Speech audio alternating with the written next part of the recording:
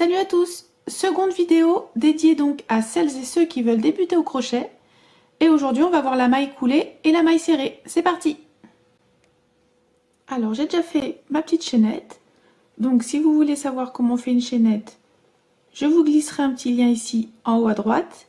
Et sinon sous la vidéo il y aura également un petit lien. J'aurai créé une playlist donc, qui s'appelle Débuter au crochet.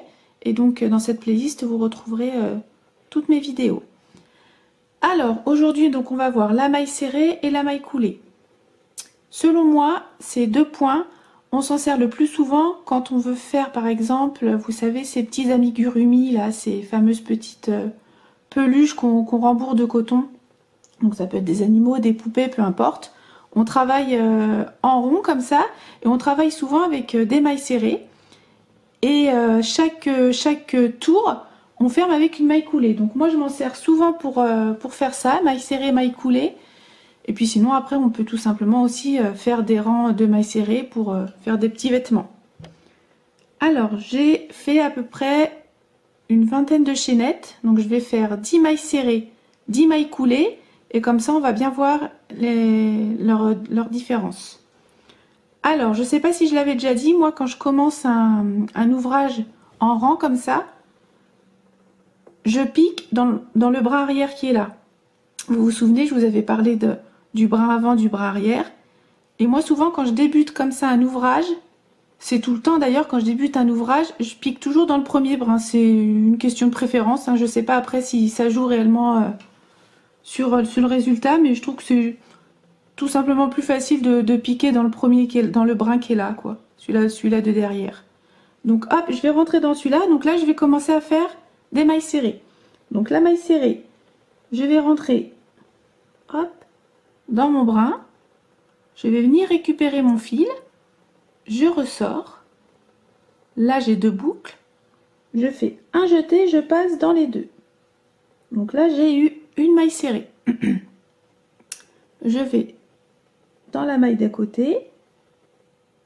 Je pique dedans. Là, c'est le fil qui prolonge, hop, qui va jusqu'à ma pelote. Je vais le récupérer. Je repasse dans la boucle. J'ai deux boucles sur mon crochet, jeté, et je passe dans les deux.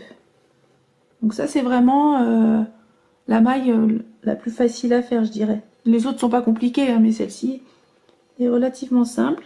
Donc je vous remontre. Hop, je pique dans mon brin. Je récupère mon fil, je le sors. Deux boucles. Un jeté, je passe dans les deux.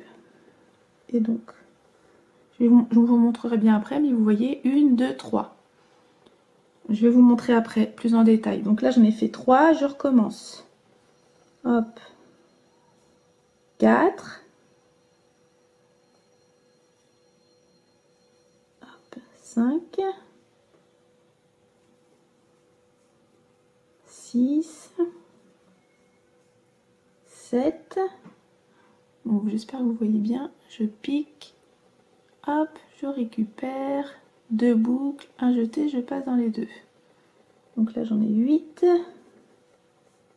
9 et 10. Hop. Voilà à quoi ça ressemble. Hop, voilà. Donc 1, 2, 3, 4, 5, 6, 7, 8, 9 et 10, elle est là. Donc 10 mailles serrées. Je vais vous montrer les mailles coulées et après on va mieux voir leurs différences. Donc 10 mailles serrées et ensuite 10 mailles coulées. Donc la maille coulée, c'est vraiment la maille pour moi qui se voit pas, quoi. C'est comme je vous l'ai dit, c'est surtout, moi je m'en sers surtout quand je travaille en rond et quand je veux passer au tour suivant.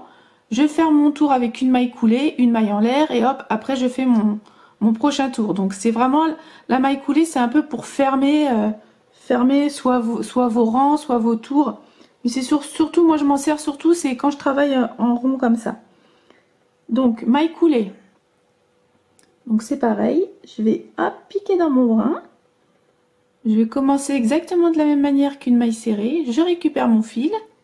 J'ai deux boucles, mais là je fais pas de jeté. Je repasse de nouveau dans la boucle. Hop, une maille coulée. Je passe dans mon petit brin, je récupère mon fil. je le passe là et je le passe de nouveau dans celui-là. Alors moi ce que je vous conseille c'est la maille coulée comme pour chaque point de toute façon, et ça je vous l'avais déjà dit. Ne serrez pas trop vos points parce qu'après quand vous devez repiquer dedans, franchement c'est une galère pas possible. Moi je faisais tout le temps ça. Je serrais trop mes points et après c'était compliqué quand je devais repiquer dedans. Donc soyez assez souple. Hop, quand vous faites vos petites mailles. Alors donc là j'en ai fait 2. Suivante, je pique. Je récupère mon fil, je le passe là et je le passe là. Et là, ça m'en fait 3 et ainsi de suite. Toc, 4, 5, hop, 6, 7, 8, 9 et 10, la dernière. Toc, toc et toc. Hop, je vais tirer un peu mon fil. Et voilà ce que ça donne. On voit bien de loin les mailles serrées et la maille coulée. Alors maintenant, on va voir ça de plus près. Donc déjà de loin, on voit bien quand même maille serrée, maille coulée. On voit qu'il y a une différence. Alors concernant les mailles serrées, donc une fois que vous avez fait votre maille serrée, hop, au-dessus, vous avez ces fameux 2 petits brins qui font comme un petit V. Donc vous avez le brin arrière et le brin avant. Donc au prochain tour, hop, vous piquerez, tout dépend de ce que vous voulez faire, mais vous piquerez comme ça dans les 2 brins. Et pour la reconnaître de devant, il y a 2 petits brins qui sont là, toc et toc. Alors attendez, je vais mettre la petite aiguille, toc, voilà. Ça c'est une maille serrée.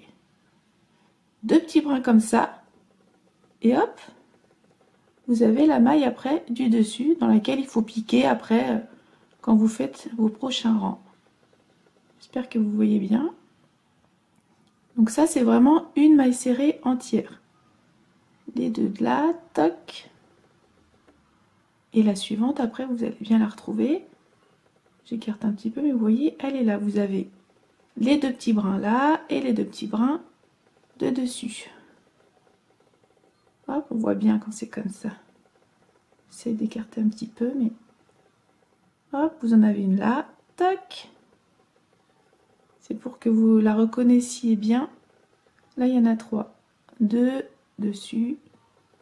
Donc vraiment, la maille serrée, elle ressemble à ça. Vous avez seulement 2 petits brins comme ça pour la reconnaître. Toc, toc, toc, toc. Il y en a encore là. Et ensuite, la maille coulée, vous voyez bien qu'il n'y a pas ces fameux petits brins comme ça. C'est un peu une maille qui est, je dirais, plaquée comme ça. Je ne sais pas trop comment dire. Et donc, les 2 petits brins de la maille coulée, ils sont ici. Ils sont pas comme la maille serrée un peu au-dessus. Parce que là, si je vous montre au-dessus, vous allez voir 2 brins. Mais ça, c'est pas le brin de la maille coulée, ça c'est le brin dans lequel j'ai piqué pour la faire. Ça, c'est le brin de ma chaînette. Vraiment, la maille coulée, elle est un petit peu comme ça, plaquée ou, je sais pas, allongée. J'espère que vous arrivez bien à voir la différence des deux. Et les 2 petits brins de la maille coulée, ils sont bien là. Donc, vous avez le brin avant qui est là, le brin arrière, pardon, et le brin avant. J'espère que vraiment que vous voyez bien. Surtout, n'hésitez pas à me le dire. Hop, brin avant qui est ici, et brin arrière qui est là. Et donc, on voit bien leur différence. Maille serrée, toc, toc, toc, maille coulée. Donc, je le répète encore, surtout, soyez souple quand vous faites vos mailles comme ça, vos points, et gardez en même temps la même tension dans le fil. Mais ça, de toute façon, ça sera avec le temps et la pratique.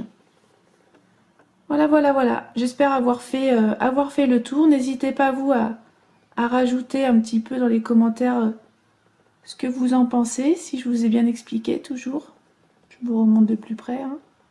Hop, maille serrée, toc, toc, toc, et maille coulée. Voilà, voilà pour aujourd'hui. Bah écoutez, j'espère que ça vous aura plu, hein, que mes explications sont toujours claires. Et puis bah sur ce, je vous laisse. Crochetez bien et à bientôt. Bye bye!